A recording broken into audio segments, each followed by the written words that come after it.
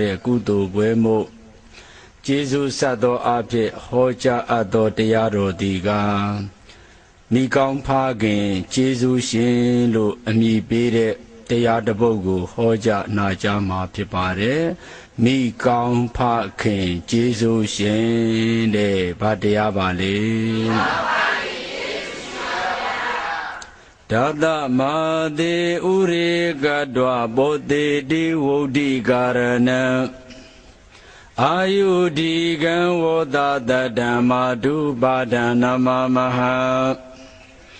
သမတအကျင်မိခင်မြတ်တိကဒါသမတေဆေလတိုင်းတိုင်းဥရေကတဝရင်၌လွယ်တာသည်ကိုပြု၍ဘောတိတိလုံကျွေးမွေမျိုးဆောက်ရှောက်တော်မူကြပါပေကုန်၏ဝတ္တတတာယူကိုအမိဟာအနှစ်တရာအသက်ရှိနေခဲ့မယ်အဖေဟာအနှစ်တရာအသက်ရှိနေခဲ့မယ်ဆိုလို့ရှိရင်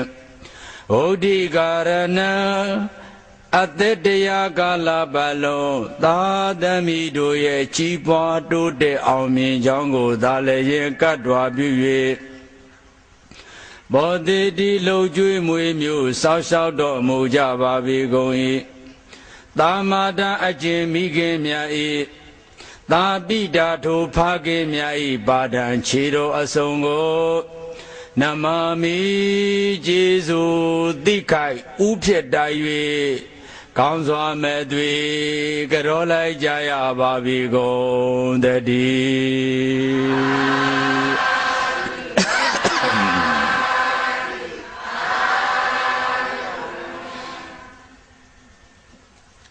ဘဟုကာရဘိကဝေမာတာပိတရောဗုဒ္ဓနံ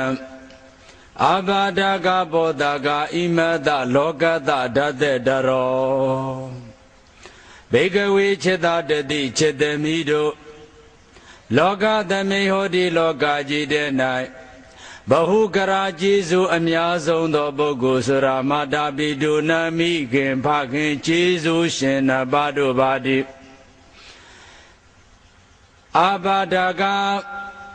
ဖဝါလေနှလုံးပခုံးလည်းနဲ့လူဖြစ်အောင်ကျွေးမွေးပြုစုဆောက်ရှောက်ခဲ့ရသူတို့ပါတိဘောဓကနိုးချိုတိုက်ပြွေမွေးမြူခဲ့ရပါသူတိဣမတလောကသာဤလောကကြီးကိုဓာတတရောအကောင်းဆုံးညွန်ပြဆုံးမတတ်သောပုဂ္ဂိုလ်ဆိုတာလည်းပဲမာတာပိတရောမိခင်ပါခင်ကျေးဇူးရှင်နဘာပင်တည်ရလို့ဒီသေးတို့ကောင်းစွာမဲ့တွေဟောကြားတော်မူအပ်ပါပေတည်း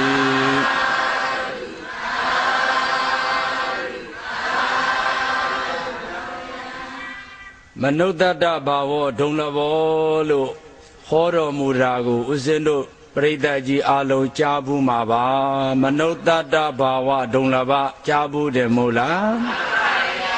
လူအဖြစ်ရခဲ့တယ်တဲ့လူအဖြစ်ပါတယ်လေအဲ့ဒီလူအဖြစ်လူဘဝဟာအမတန်ရခဲ့တယ်အဲ့ဒီလိုရခဲ့တဲ့ဘဝကိုရအောင်ယူပေးခဲ့သူကသူများလားမိဘနှစ်ပါးလား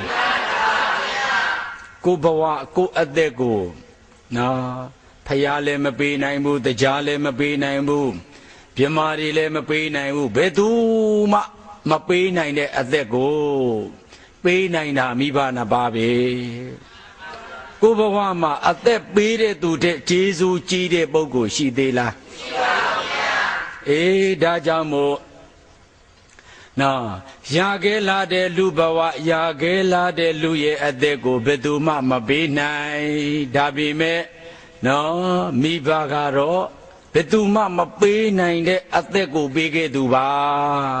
အခုကိုဘဝကိုအသက်ရှင်နေတာဘယ်သူပေးထားလဲအေးဒါကြောင့်မို့ပြောကြည့်ပါအောင်ရခဲဘဝရစီကြမိဘကျေးဇူးပါရခဲဘဝရစီကြမိဘကျေးဇူးပါအသက်မွေးပေးဖူးထိုကျေးဇူးအထူးသာလွန်စွာတ ငယ်ချင်းတွေကကိုအသက်ကိုပေးနိုင်သလားမပေးနိုင်ပါဘူးဗျာဦးဇင်းတို့ဘုန်းကြီးတွေကပေးသလားမပေးပါဘူးဗျာမြမတွေတရားတွေတကိုးရှင်တွေကပေးနိုင်သလားမပေးနိုင်ပါဘူးဗျာအေးဘယ်သူမှမပေးနိုင်တဲ့ကိုဘဝကိုအသက်ကိုပေးထားတာသူများလားမိဘနာပါလားဒါကြောင့်အသက်မွေးပေးဖို့တဲ့ကျေးဇူးတစ်ခုတည်းကိုပဲစမကြည်နိုင်ဘူးတဲ့ကြည်နိုင်ပါမလားကျေးဇူးကြည်ပါတယ်ဒါကြောင့်သူတော်ကောင်းတို့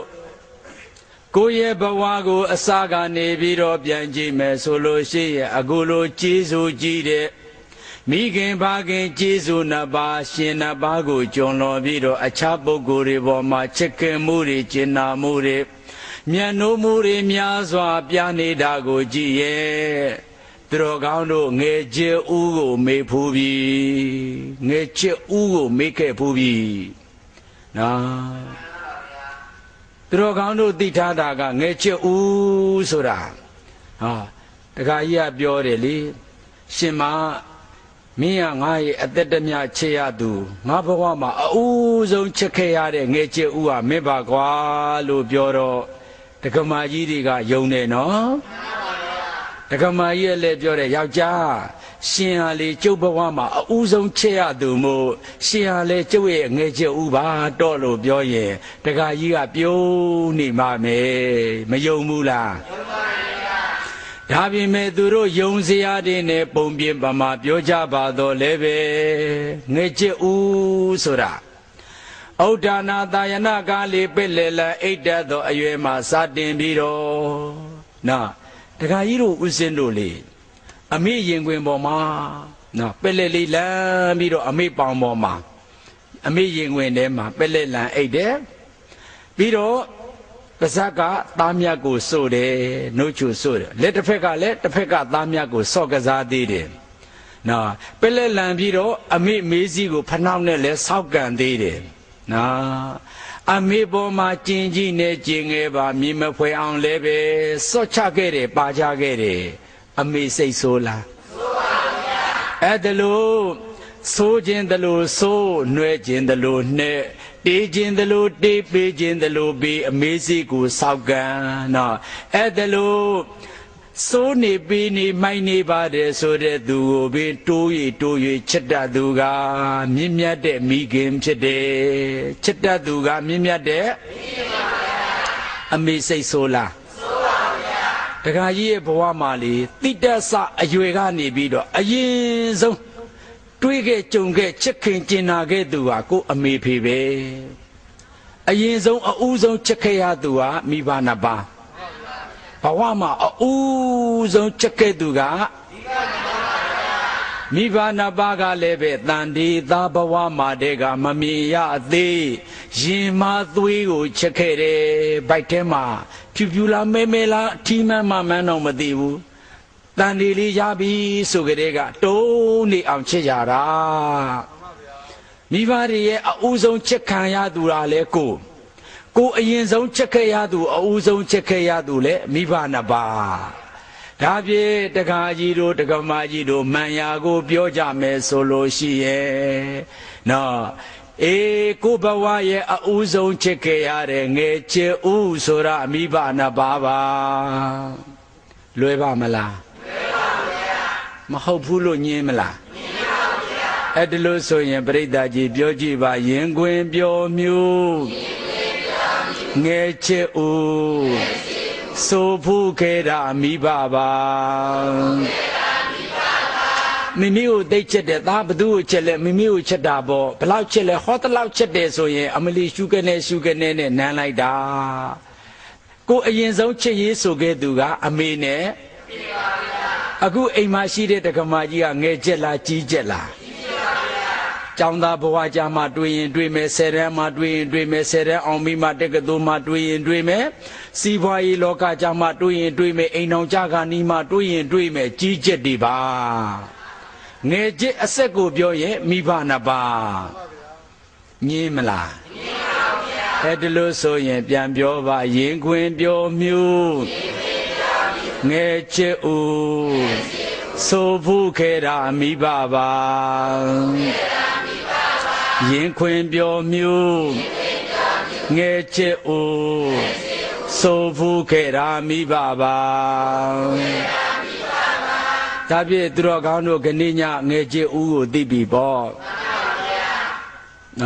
မဟုတ်ဆိုရင်ငယ်ချစ်မသိရင်ကြီးချစ်ကိုငယ်ချစ်လို့ပြောင်းပြန်ယူမနေဘူးလားယူနေကြမှာပေါ့အမေပေါ်မှာကျင်ကြီးတွေကျင်ငယ်တွေစောချခဲ့တာအကြိမ်ကြိမ်အမေစိတ်ဆိုးလားမဆိုးဘူးငယ်ချစ်ကိုဗျာနော်မိမိသားဝယ်လာတဲ့ကိတ်မုတ်ပေါင်မုတ်ခောက်ဆွဲအမေစားတော့အသားရဲ့ဝါပါပြီသမီးဝါပြီလို့တားမြင်လိုက်မယ်ထမေးကြည့်ပေါ့မိမိခောက်ဆွဲစားတာဝါပြီဆိုတော့အမေသမီးကိုချက်တာဝါလားဟင်းလို့မေးကြည့်နော်ရင်သွေးဟူကချစ်မဝဒီချစ်လို့မဝတာဟာသားသမီးကိုပဲမဝနိုင်တဲ့အချစ်ဆိုတာဘယ်သူပေါ်မှာလဲရင်သွေးဟူကချစ်မဝဒီမိဘတန်ထွာသားတကနဲ့တရားသက်ကဲလေခြင်းတွေလေရောက်ရဲမထင်ဆုံးမခြင်းလေမဝဘူးအဲ့ဒါသူများလားငယ်ချစ်ပဲလားကျင်ကြီးတွေကျင်ငယ်တွေပါချတယ်ဤတွေပါချတယ်အမေစိတ်ဆိုးလားဆိုးဘူးအဲ့ဒါငယ်ချစ်အနောတာခံတယ်အနိနာတသစ္စာခံနိုင်တယ်ကြီးချစ်ဖြစ်တဲ့ကိုမယားပေါ်မှာစောချဖို့နေနေတာသာမစင်လေးတစ်စက်သွားချကြည့်ပါလားပါထားရိုက်လို့နော်ရှင်ပါလေစော်ကားတာလားနော်ကျုပ်ကိုနှိပ်စက်တာလားဟာ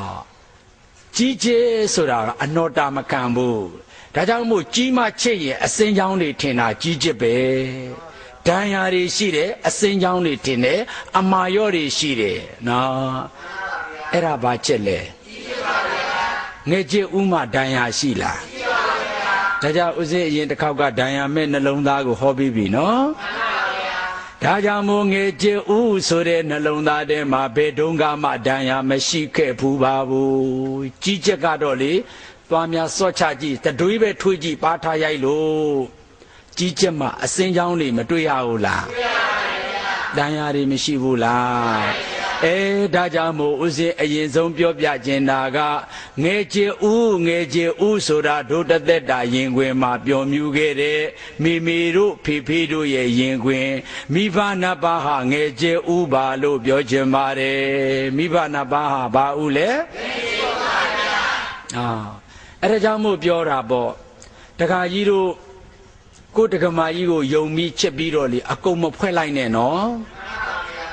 တက္ကမကြီးကလည်းယုံပြီးတော့အကုန်မပုံလိုက်နဲ့နော်မလိုတဲ့တနေ့ငယ်ကြိုးငယ်နာဖော်ပြီးတော့ပြဿနာရှာဒုက္ခတွေပေးမှာဒါကြောင့်မို့ဘသူကိုပဲချစ်ချစ်မိဘလောက်မချစ်လိုက်နဲ့မိဘကိုချစ်တယ်လို့မချစ်ရဘူးနော်မိဘကိုငယ်ကြိုးငယ်နာပုံဩပြီးတော့အကုန်ပြောအကုန်ချက်ဘယ်တော့မှဒုက္ခမပေးဘူးဒါကြောင့်မို့မိဘရဲ့အချစ်မှစိတ်ချရမယ်နော်ဘယ်သူတွေကိုဘယ်လိုပဲချစ်ချစ်မိဘလိုမချစ်ပါနဲ့ဘယ်သူလိုမချစ်ပါနဲ့မိဘလိုမချစ်ပါနဲ့ဘယ်သူတွေကကိုယ်ကိုဘယ်လိုချစ်တယ်ဘယ်လောက်ချစ်တယ်အသေးလိုချစ်တယ်အသေးလိုချစ်တယ်အသေးပါအောင်ချစ်တယ်လို့ပြောမိဘလောက်မချစ်ဘူးဆိုတာယောဘယ်သူလောက်မချစ်ဘူးလဲဒါဖြင့်စိတ်ချရတဲ့အချစ်ဆိုတာမိမိရဲ့ရင်ထဲမှာဖြစ်မနေဘူးလားမိမိတို့ဖေဖေတို့ရဲ့ရင်ထဲမှာဖြစ်တာစိတ်ချရတဲ့အချစ်မျိုးပါယုံလဲချက်ပုံလဲချက်ပါနော်ငယ်ချက်ကိုဗျာဘာချက်ကိုလဲပရိသတ်ကြီးပြောကြည့်ပါရင်မသွေးတဲ့ပေးဆက်မြတ်တာသစ္စာထတ်တို့မျက်နှိုးဂုံကြီးယုံကြည်တိုင်းဖွဲ့အနိုင်မဲ့မြတ်တာမိဘရဲ့ရင်ထဲမှာနော်ဒါဟာအနိုင်မဲ့တဲ့မြတ်တာတရားပုံချစ်ရမယ့်မြတ်တာတရားယုံချစ်ရမယ့်မြတ်တာတရားဟာမိဘနှစ်ပါးမှာပဲရှိတယ်နော်ကောင်လေးတွေကဘာမှမသိကောင်မလေးတွေကဘာမှမသိငါကောင်လေးကငါ့ကိုအသေးပအောင်ချစ်တယ်တဲ့ဆိုပြီးသွားမယုံလိုက်နဲ့အမေလောက်မချစ်ဘူးဆိုတာယုံနော်ငါကောင်မလေးကငါ့ကိုသိချစ်တယ်လို့နော် ယုံမနေနဲ့အမေလောက်မချစ်ဘူးဆိုတာကိုယုံနော်အဲ့ဒါကြောင့်မို့လို့သူတော်ကောင်းအပေါင်းတို့တဲ့နော်ခုတို့ဥစဉ်ဘာဖြစ်လို့ဒီစကားတွေကိုပြောရတယ်လဲဒီတရားမျိုးကိုရွေဟောနေတယ်လဲဆိုရင်ဥစဉ်တွေးရမြင်ရတဲ့မိသားစုရဲ့ဘဝကိုကြည့်ရင်တချို့သားသမီးတွေကမိဘကိုမစာနာဘူးညီကိုမောင်နှမချင်းစာနာစိတ်မရှိဘူးနော်စေတနာအရေးမဟနိုင်ပဲနဲ့မိသားစုတွေထဲမှာငါတေးမှာစိတ်ဓာတ်တွေနဲ့နေကြတာဒီအိုနေခွင်နဲ့နော်ဦးနေပဲ့ထောင်နဲ့ကိုထင်ရကိုဆိုင်နေကြတယ်တအိမ်ထဲမှာတူနေအတူတူနေကြပေမဲ့လို့နော်မိဘကိုမျက်နှာချေရကောင်းတန်ဖိုးထားရကောင်းမိသားစုစိတ်ဓာတ်မတွေးရဘူးလေနော်အဲ့တော့ဘလို့ဖြစ်နေလဲဆိုလို့ရှိရင်ဟောစီတဝက်ထည့်ထားတဲ့ပလိန်တွေကိုရေတဝက်ထည့်ကြည့်လိုက်သူအကန့်နဲ့သူကွဲပြားမနေဘူးလားအဲ့ဒါပဲလေတခါကြီးတို့အိမ်တွေကိုကြည့်ညီကိုမောင်နှမကိုကြည့်မလားမိသားစုကိုကြည့်မလားသားအဖသားအမေကိုကြည့်မလားနော်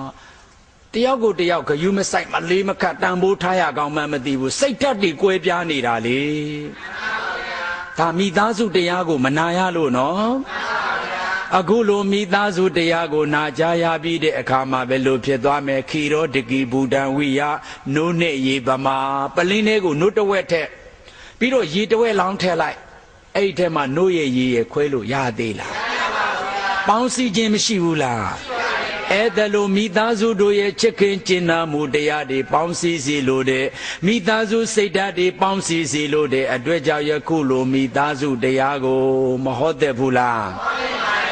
ဟောမိသားစုဆိုတာနိုးနဲ့ရေနော်စီနဲ့ရေလို့ကွဲနေလို့ဖြစ်မလားမဖြစ်ဘူးလေဒါကြောင့်မို့သူတော်ကောင်းအပေါင်းတို့ခဏဟောကြားတဲ့တရားကတော့မိကောင်းဖခင်ပါဘာကောင်းဖခင်လဲမိကောင်းဖခင်နော်အိုးညနေကြတော့သမီးလုပ်တဲ့လူကနော်အမေနို့ဖို့ဆိုတဲ့ဗီဒီယိုခွေလေးငားလာတယ်ညဥပိုင်းထမင်းစားပြီးတဲ့အခါကျတော့အိမ်မှာဗီဒီယိုခွေထိုးကြည့်တယ်ဟာအမေရဲ့အနှစ်သာခန္ဓာအမေအနော်တာခန္ဓာတွေနော်အကယ်ဒမီရအောင်ရိုက်ပြထားတာပဲအမေဂုံပုတ်တွေအများကြီးထည့်ထားတယ်ဇာကားတွေကိုကြည့်ရင်အမေကျေးဇူးပဲအဖေကျေးဇူးမတွေ့ရသလောက်ပဲဦးဇင်းတို့ဘုန်းကြီးတွေဟောရင်လည်းအမေကျေးဇူးပဲအဖေမပါဘူးနော်အဲ့ဒီတော့အိမ်တအိမ်မှာအဖေဆိုတာလကားလူကြီးကိုဖြစ်နေရောအရေးမပါအရာမရောက်သလိုနော်ကလေးတွေကလည်းပဲတန်ဖိုးမရှိအမေအမေအမေမအမေအဖေကိုချစ်ရကောင်းမှမသိဘူးလေနော်အဲ့ဒီတော့သူတို့အမေနို့ဖို့ကြည့်တော့အဖေကတအောက်တော့ကြည်သေးတယ်နောက်တော့တစ်ဖက်သားကြီးဖြစ်နေတော့အဖေမခံစားနိုင်ဘူးအဲ့ဒါနဲ့အဖေကထသွားတယ်အိယာတဲ့ဝင်အိတ်နေတယ်တက္ကမကြီးမေးငေါ့တယ်ကြည်ဥပုတ်တယ်ဗောနော်အမေကိုဥပုတ်နေတယ်ဗောအဖေကအဲ့ဒါနဲ့မနေ့စောစောမနေ့ထမင်းဝိုင်းမှာလဲစုံရောအဖေဘာဖြစ်လို့လဲညာသမီးကမေးတယ်အဖေဘာဖြစ်လို့လဲဇာကားဘာလို့ဆုံးအောင်မကြည့်တာလဲဟာနော်အေးဒီမှာငါသားသမီးတို့အဖေပြောမယ်နော်ရုပ်ရှင်ဇာကားတွေကလည်းအကယ်ဒမီရဖို့အမေကြီးပဲရိုက်ချသွားတယ်ဘုန်းကြီးတွေဟောလိုက်ရင်လည်းအမေပဲနော်အဲ့တော့ငါတို့အဖေဟာအသက်နဲ့အသွေးနဲ့ချွေးနဲ့ရေးပြီးတော့ဒီမိသားစုကိုတိဆောက်ထားတာဖခင်ပဲဘယ်နေရာမှာမှငါတို့မှနေရာမရှိဘူးလေဒါကြောင့်မို့ငါတို့ကအပေခံဘဝနဲ့နေရတာမို့ဒီဇာကားမျိုးကိုလည်းငါတို့ဒိတ်ပင်မဲ့တာမို့မကြည့်ချင်ဘူးတကယ်ဆိုရင်မြတ်တာချင်းရှိရမယ်အမေမှာကျေးဇူးရှိတယ်အဖေမှာရောကျေးဇူးမရှိဘူးလားရှိပါတယ်ဗျာဒါကြောင့်မို့ခနေ့ဥစဉ်ကအဖေကိုကျေးဇူးစခြင်းလို့အမေကျေးဇူးဟောခဲ့ပြီးပြီနော်တန်ရမဲ့နှလုံးသားမှာဟောခဲ့ပြီးပြီ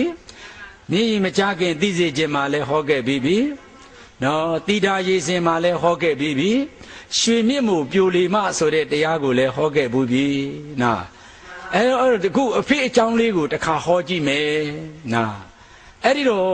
ဒီမှာငါသားတဲ့နော်မင်းတို့အမေသာကောင်းခဲ့မယ်ဆိုရင်သားသမီးတွေကငါ့ကိုဖျားတဆူကူတစ်လုံးလို့ချက်လိုက်မယ်ဟာနော်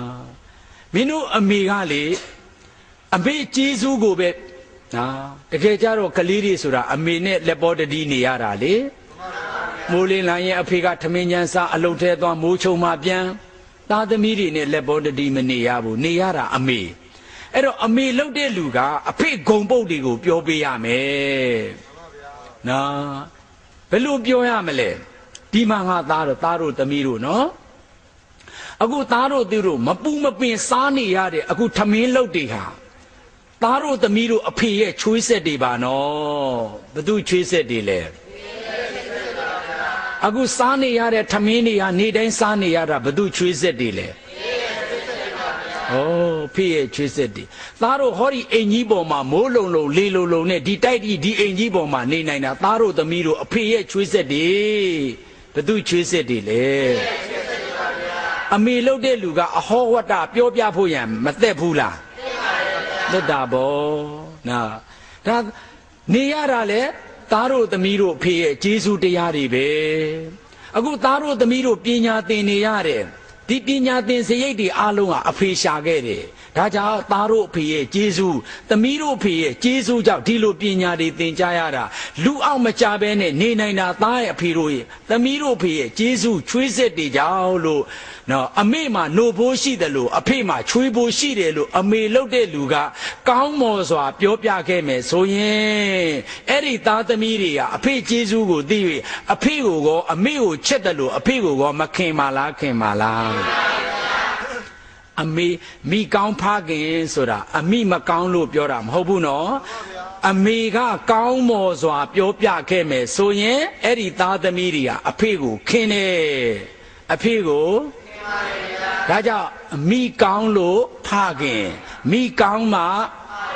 အမေကအဖေရဲ့ကျေးဇူးနဲ့ချွေးစစ်ရဲ့အကြောင်းကိုကောင်းမော်စွာပြောပြခဲ့မယ်ဆိုရင်ဒီသားသမီးတွေကအဖေကိုမခင်ပါလားခင်ပါလားကဲဒါကြောင့်မို့ပြောကြည့်ပါမိကောင်းဖခင်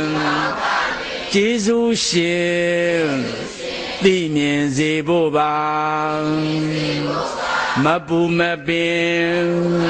စားနေသည်ဖခင်ကြတဲ့ချွေးဆက်ပါ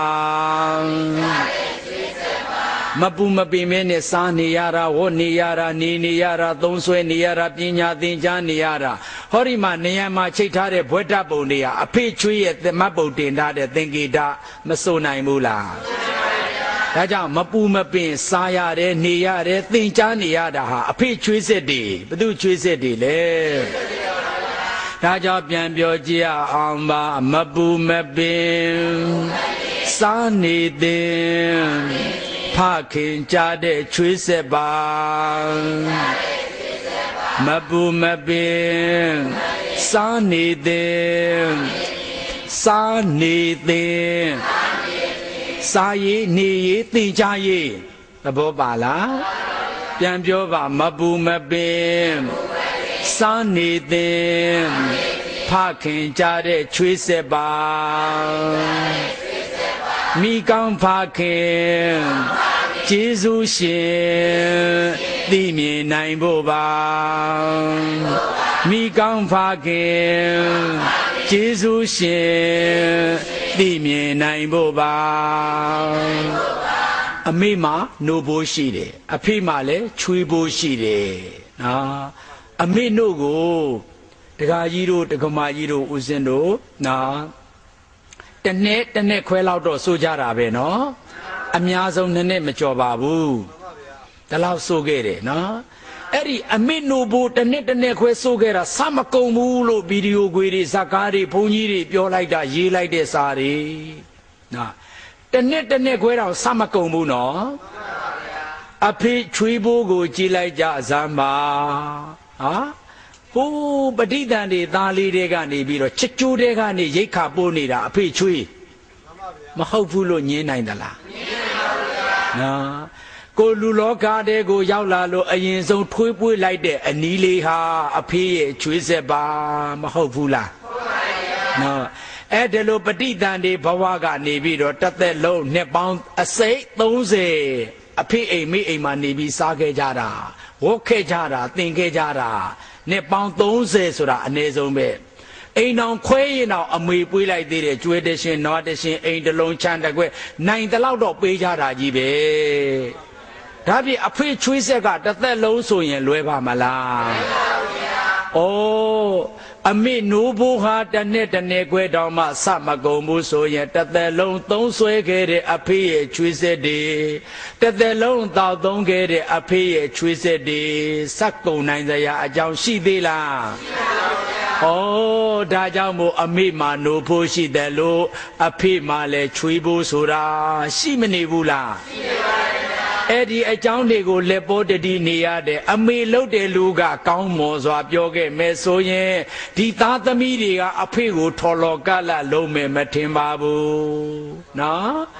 ချစ်ခင်ကျင်နာစိတ်တွေအိုးငါတို့အတွက်အဖေဟာလေမိုးရွာထဲမှာရှာရတယ်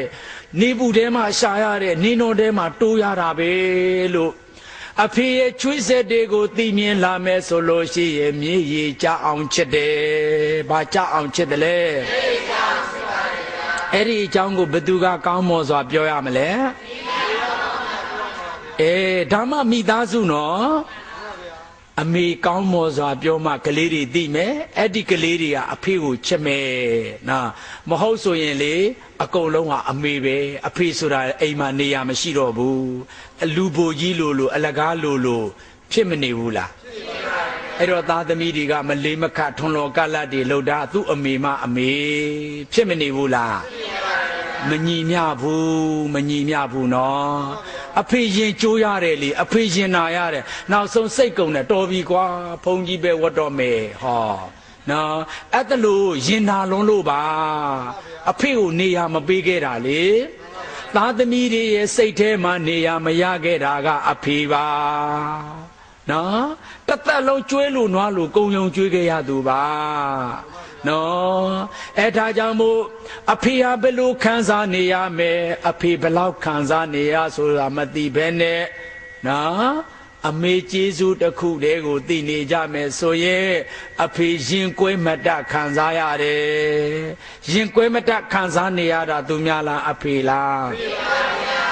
အိမ်အောင်စုကြီးလူခရီးမှာဇနီးမယားသမီးသားကို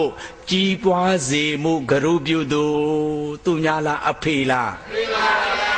လောရစနဲ့စံပြဖြစ်သူအနဲ့နာဒံသက်စာခံသူ